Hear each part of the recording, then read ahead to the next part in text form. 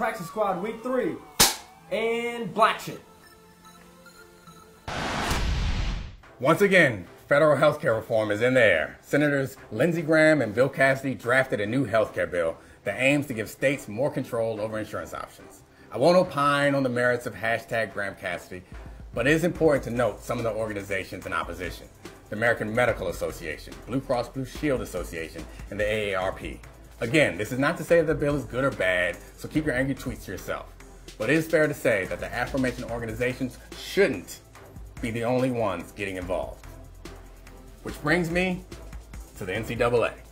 You've successfully protected the farce of amateurism because it's in the best interest of the most powerful, even though it so obviously is at the expense of your student athletes. Although athletes are being compensated for their work with scholarships, legally, they're not employees. So despite doing some of the most dangerous jobs... Hey, whoa. They're not jobs. Okay, excuse me, activities. Technically, they aren't employed. So therefore, they can't get access to healthcare-related resources afforded every American full-time worker. For instance, workers' compensation for injuries sustained at work. After an athlete's mind, body, and most importantly, eligibility is exhausted, they're sent off into the world with pre-existing conditions and a future of increased medical costs and limited access to affordable insurance, like my former college roommate, who will need both of his knees replaced in his 40s thanks to multiple meniscus tears endured during his All-American college football career. Wonder how many surgeons accept textbooks as payment. Yo, those books mad expensive though. But the ACA, aka Obamacare, prohibits insurance providers from denying coverage to people with pre-existing conditions, which is a good thing if you're a college athlete. Now, that provision is in jeopardy. And if Graham Cassidy's bill becomes law, states could allow insurers to factor pre-existing conditions into insurance prices. You know what gives you a lot of pre-existing conditions? Being a college athlete. Insurers will view some former athletes as walking liabilities and price them out of the market. So NCAA, why don't you apply your considerable influence to something that will benefit the lives of your athletes? In 1906, the NCAA was created with the explicit mission to keep athletes safe. But now, more than a century later, the NCAA has mutated into a body more interested in safeguarding profits than players. But by publicly advocating for student athletes in this country's ongoing healthcare debate, you can hold true to your founding ideals and live up to your mission.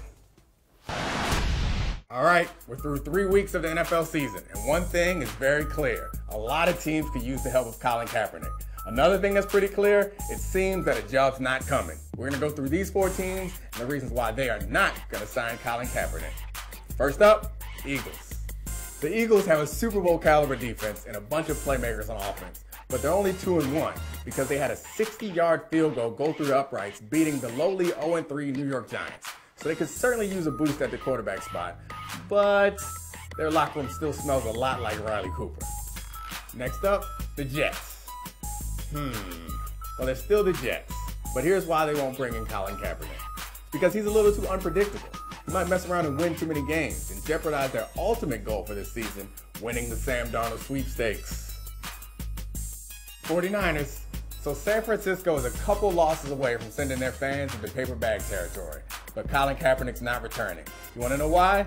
Because once the 49ers went black, it appears that they're inexplicably never going to go back. All right, last team up, the Seahawks. We know that Russell Wilson's pretty good, but we got some good jokes, so we're going to talk about them anyway. And they brought in Kaepernick for a test, so maybe they were considering signing him. All right, first up, Colin Kaepernick can't go to the Seahawks because if he joined the Seahawks, they have to change their name to the Panthers. If Colin Kaepernick went to the Seahawks, they have to move the team to Harlem. If Colin Kaepernick joined the Seahawks, then every time they took the field, it would be called the 52-man march. If Colin Kaepernick joined that locker room with Doug Baldwin, Michael Bennett, and Richard Sherman, the locker room would be so woke they couldn't get any rest for the games. Am I right? So, do we have time to do one more question based on the story we both read today? I don't care. It's a podcast. We have as much time as we want. So, yes, I definitely want to have this conversation with you. So, you read the piece about Eddie Lacy, his feelings, I guess is the best way to describe it, about him having to deal with fat shaming.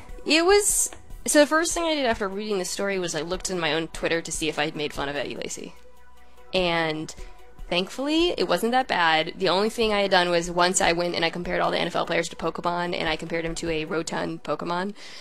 And I was thinking kind of, is that something I need to change about my behavior online? Like, is it okay to make fun of athletes? When is it okay? I don't know if there's an easy answer to that. I will say, I remember with Lacy, maybe it was a couple of years ago, just reading about how he was sensitive about it, and I felt it struck me that, okay, maybe this is a guy we need to stop this with. And I don't know why. It was just reading that he cared. People go to great lengths to justify their right to criticize and make fun of athletes, and they say things like they make millions of dollars or they get paid to do it. And I don't know, I guess I personally don't think that is a reason. That doesn't make it okay. With athletes, I think people think, okay, well, that's part of his job. He's paid to be in shape, so I can talk about it. But there's a couple things. One, there's a difference between talking about it and being cruel, right? And then I think with certain athletes, there's a point where that just becomes the narrative about him. With Eddie Lacy, over the last couple of years, like, this has become his story, and it kind of differentiates him in a unique way where you can understand why it's especially hurtful for him personally, right, and why it might be in poor taste. Yeah, I mean, so to go back to the money argument, what I hear you saying is like that means that it's pertinent to his job, so it's okay to criticize, but that doesn't mean that it's okay to then go the extra step to be mean about it, which I agree with. But I also don't necessarily think what you're getting paid or how much you're getting paid matters to whether someone should be critical of you or not. Like, if you believe that someone has an obligation or has a responsibility, they have that obligation or responsibility whether they're getting paid or not. So who cares if he's getting paid? When we talk about Isaiah Thomas, we always talk about his height, right?